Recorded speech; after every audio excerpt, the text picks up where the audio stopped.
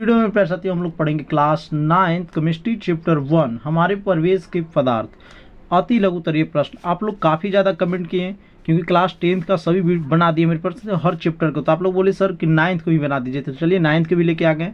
First question है मेरे प्यारे साथियों, वह चीज़ क्या कहलाती है जो कुछ स्थान घेरती है तथा जिसमें द्रव्यमान होता है। तो ये बताए थे मेरे प्यारे साथियों क्योंकि चैप्टर का नाम ही है पदार्थ, ठीक है। तो आपको बताया था पदार्थ का परिभाषा ये होता है जो कुछ भी स्थान को घेरता हो उसको हम लोग पदार्थ कहते हैं। तो इसका राइट आंसर मेरे प्यारे साथियों पदार्थ, ठीक है। हमारा अंदाज कुछ इसी प्रकार है, जो छोटा सा रहता है यहीं पे लिख देते हैं। सेकंड है मेरे प्यारे साथियों द्रव क्या है। तो द्रव का आपको परिभाषा लिखना है, तो चलिए आपको द्रव भी बता देते हैं फटाफट मेरे प्यारे साथियों, ठीक है। चलिए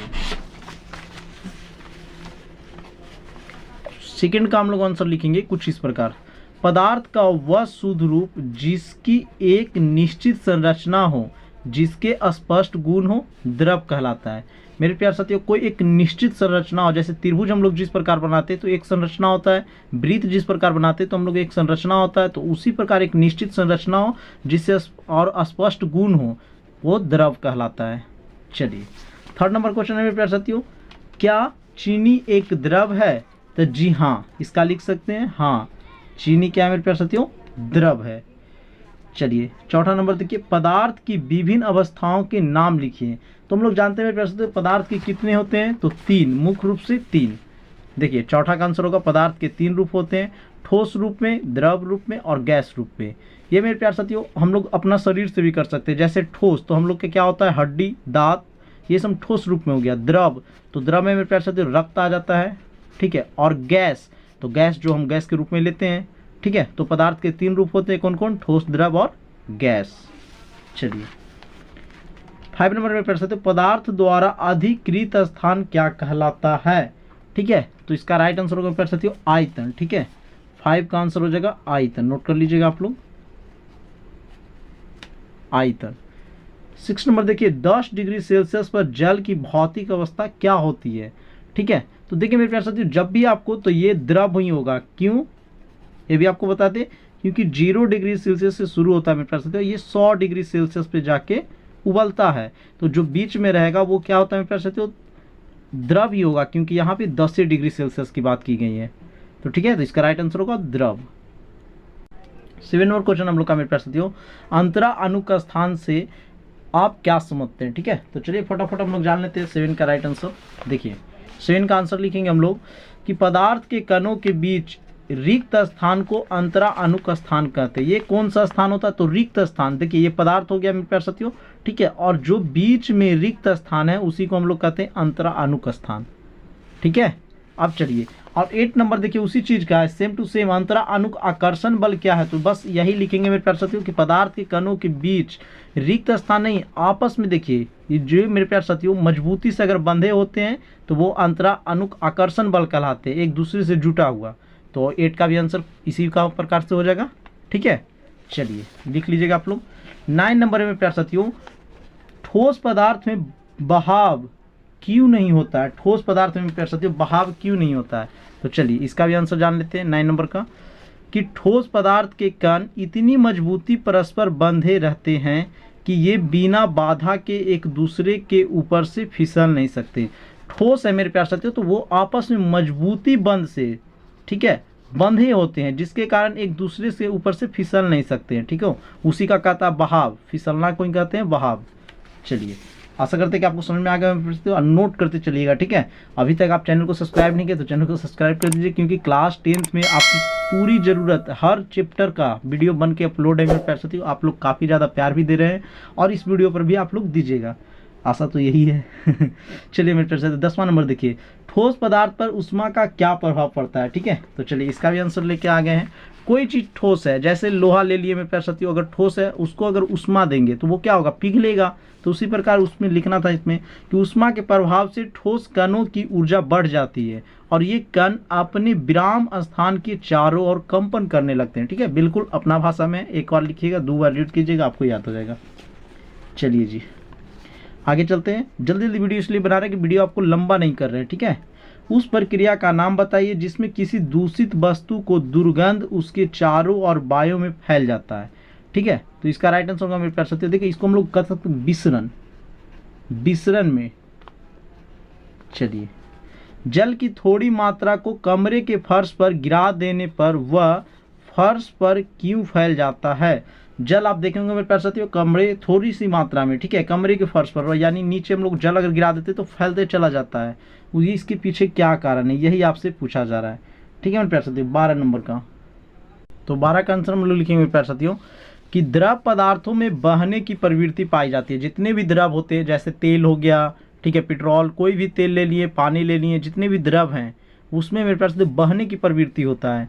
और अंतरा अणु का आकर्षण बल कमजोर होते हैं, और ये आपस में मजबूती बल से नहीं बंधे होते हैं, कमजोर बल से बंधे होते हैं, जिसके कारण बहाव की गुण आ जाती है और वो तेज से क्या होता है, बहाव होने लगता है। यही कारण मेरे प्यारे साथियों लिख लीजिएगा, सिंपल है आपको। चलिए आगे चलते हैं हम लोग। 13 नंबर देखिए मेरे प्यारे साथियों, 10 डिग्री सेल्सियस है और 25 डिग्री सेल्सियस में किस ताप पर जल का बाष्पन अधिक होगा? तो जरूरी स्वाभाविक है, जितने ज़्यादा तापमान रहेगा उतना ज़्यादा बाष्पन होगा, क्या जी, बाष्प के रूप में निकलेगा। तो 25 डिग्री सेल्सियस इसका राइट आंसर होगा, 25 डिग्री सेल्सियस।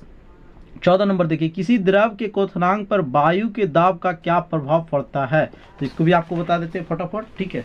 चलिए देखिए, सभी को लिखे मेरे प्यारे साथियों, तो काफ़ी ज़्यादा मेहनत लगता है, तो आपका फर्ज बनता है सिर्फ क्या, 2 ही फर्ज बनता है। एक तो चैनल को सब्सक्राइब कर दीजिए और दोस्तों के पास शेयर कर दीजिए, इसके अलावा आप कुछ मत कीजिए। चलिए, द्रव का क्वथनांक वायुमंडल के दाब पर निर्भर करता है। ये हकीकत बात है मेरे प्यारे साथियों, जिस प्रकार अगर आप वायुमंडल में दाब रहेगा वही द्रव का भी क्वथनांक होता है। पानी देखते हैं हम लोग, गर्म हो जाता है।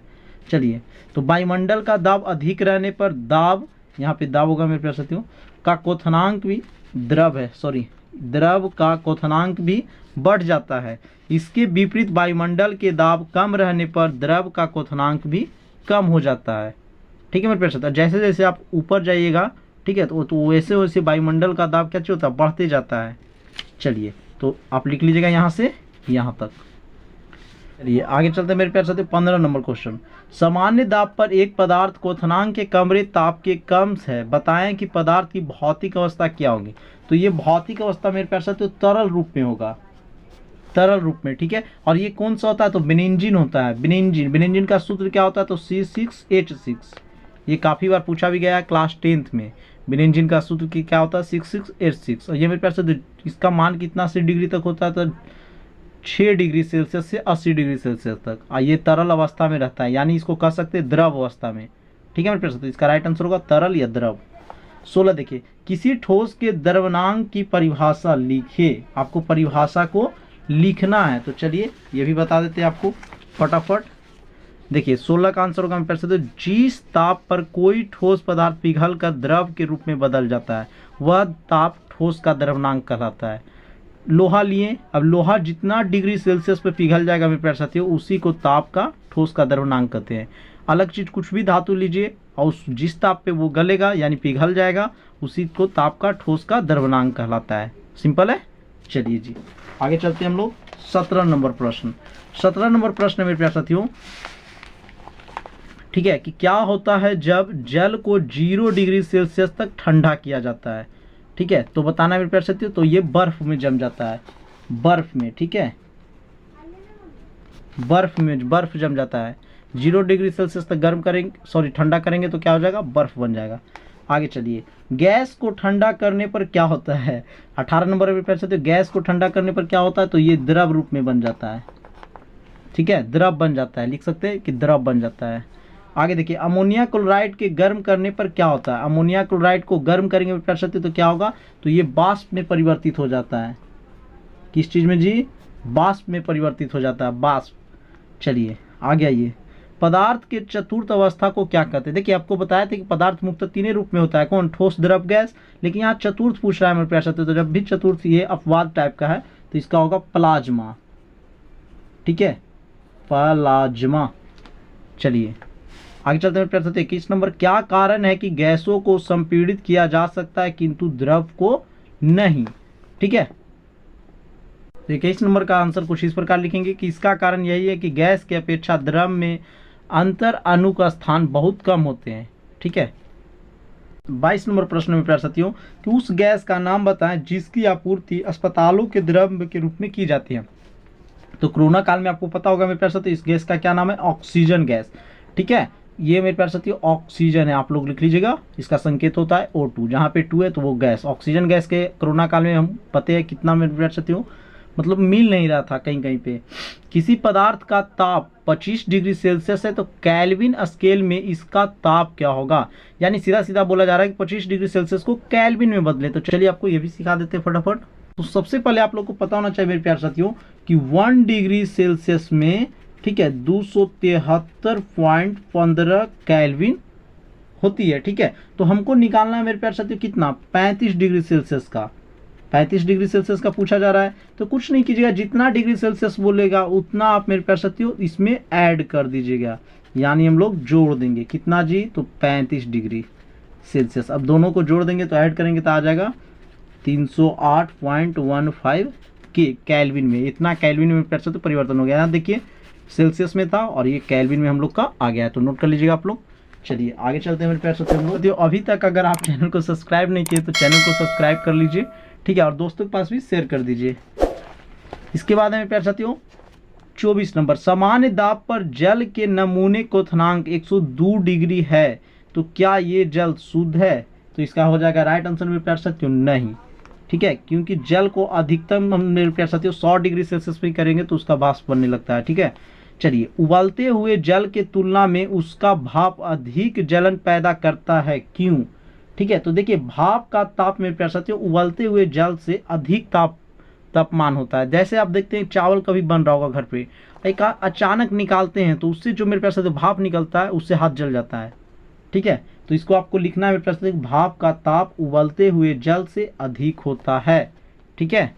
देखिए इसको अगर बोलिएगा तो लिख देंगे मेरे प्यारे साथियों। देखिए यहाँ पे आप लोग लिख सकते हैं कि भाप का, ठीक है, ताप, तो यहाँ पे तो है नहीं, यहीं पे लिख देते हैं भाप का ताप उबलते से अधिक होता है, अधिक होता है। क्या अमोनिया की गैसीय अवस्था को वाष्प कहा जा सकता है, तो इसको आंसर होगा मेरे प्यारे साथियों हाँ, ये बिल्कुल 100% सही है, क्योंकि इसका वाष्प का मान कुछ 8.4 करके होता है। तो क्या अमोनिया को गैसीय अवस्था में वाष्प कहा जा सकता है, तो इसको बोलेंगे हाँ। फिर देखिए 27 नंबर, एक ऐसी सामान्य पदार्थ का नाम लिखें जिसे गर्म या ठंडा करने पर उसकी अवस्था में परिवर्तन नहीं होती है, तो इसका राइट आंसर मेरे प्यारे साथियों अमोनिया, ये अमोनिया ही होगा। कितना, इसको जल बताते हैं लेकिन जल नहीं होगा, जल रॉन्ग हो जाएगा। चलिए आगे देखिए मेरे प्यारे साथियों, एल्कोहल और ईथर में किसका वाष्पन तीव्रता होगी, एल्कोहल और ईथर में किसका वाष्पन तीव्रता होगी, तो ये होगा मेरे प्यारे साथियों ईथर का। तो 28 का राइट आंसर होगा ऑप्शन नंबर डी। अभी तक आप चैनल को सब्सक्राइब करेंगे तो चैनल को सब्सक्राइब कर लीजिए, क्योंकि बहुत जल्द मेरे प्यारे साथियों लघु उत्तरीय प्रश्न को वीडियो आने वाला है। तो मिलते हैं नेक्स्ट वीडियो में। जय हिंद, जय